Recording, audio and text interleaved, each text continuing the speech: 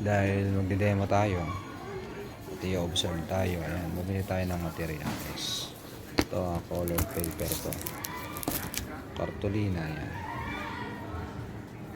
matigas na ito, bond paper, lapis, syempre Manila paper, gunting, digit. Yan.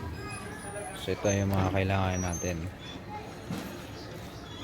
Andito pala tayo sa ang tawag ka,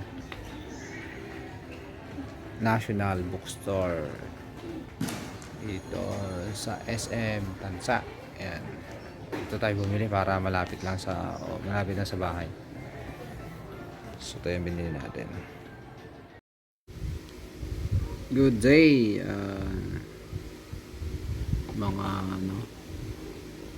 karilis, mga garden. Ito yung ating unang gagawin kapag magpapa-observe.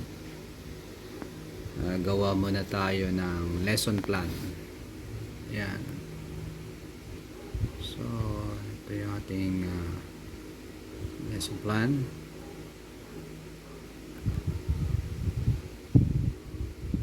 Yan ang pinakaunang gagawin para pag nagpapa-CO, magpapa-observe. Yan.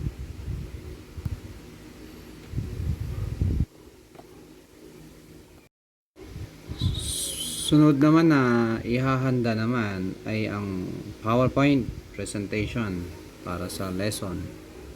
So ito po ang mga yan. Yan.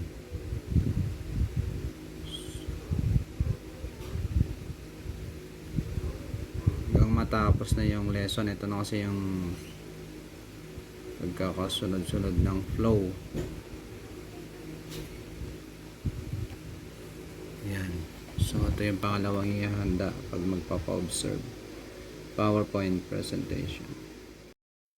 Ito naman yung ginagawa natin ngayon. Piprint tayo ng mga gagamitin natin sa ating visual aid. Yan, mga flowers, Tweety bird, syempre. So ito yung mga printed materials. Yan. So ito, nagpiprint tayo dyan. So ayan, may backup tayo dyan na ink, pakaubusan, no? So yan. So ito yung ginagawa natin, na busy tayo para sa ating demo. Yan. So ito na yung mga ginunting natin, gagamitin natin yung mga iba, print natin, yung maggunting, magdikit. Ayan, medyo matrabaho pero okay lang, ayos lang naman. So yan yung mga gagamitin natin sa ating demonstration, teaching. Ayan. Nakakapagod din. So ito yung ating nagawa. Ayan, isa pa lang yan. Yung iba pa hindi pa natin natatapos.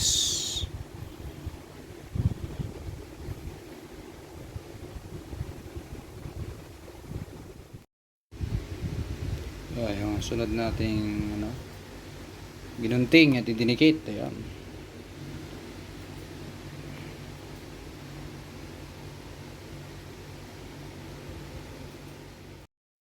So ito pa yung ibang ginawa natin. Yan.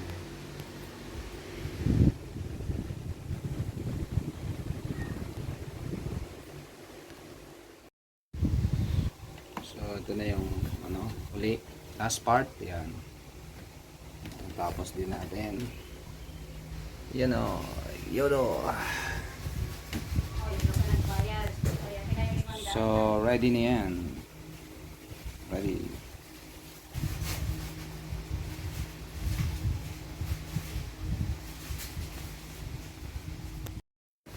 So ito pa yung ginawa natin,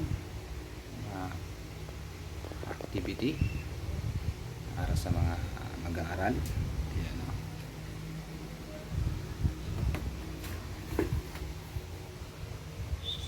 So, yun yan. Ready na.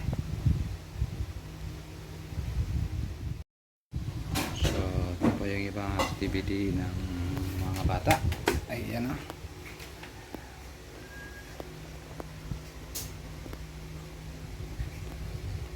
So, syempre.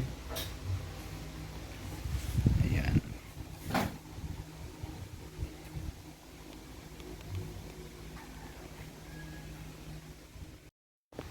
Ito pa yung ibang mga activity natin na ginawa para sa mga mag-aaral. Ayan. So, tiyaga lang sa paggunting, pagdikit. Siyempre, sa pagpiprint, pagle-layout. Ayan. Yun Ayos na to. Ready na.